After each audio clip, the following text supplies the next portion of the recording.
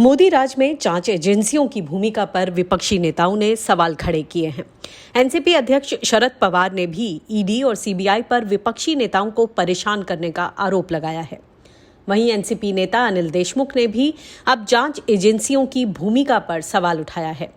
महाराष्ट्र के पूर्व गृह मंत्री अनिल देशमुख ने कहा कि यह दुर्भाग्यपूर्ण है कि केंद्रीय एजेंसी का दुरुपयोग कर एनसीपी को निशाना बनाया जा रहा है।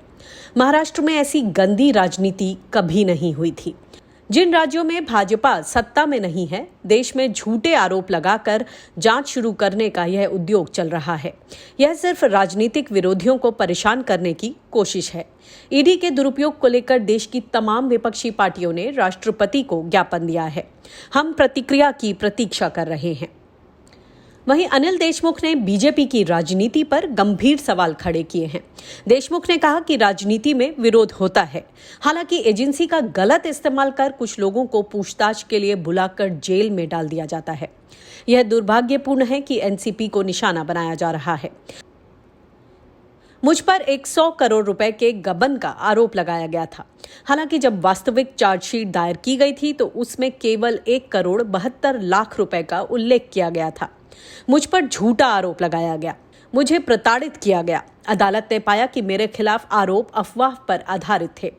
प्रदेश में झूठे आरोप लगाकर जांच शुरू करने का उद्योग चल रहा है। संजय राउत को जेल भी हुई थी। अब जयंत पाटिल के लिए मुसीबत शुरू हो गई है।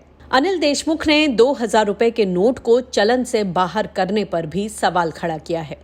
देशमुख ने कहा कि नोटबंदी ने पूरे समाज को प्रभावित किया है।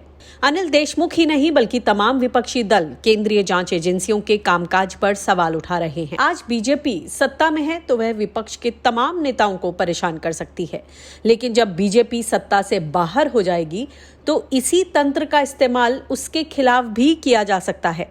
इसलिए किसी भी संस्था के बेजा इस्तेमाल से केंद्र सरकार को बचना चाहिए। ब्यूरो रिपोर्ट, प्रकाश टीवी।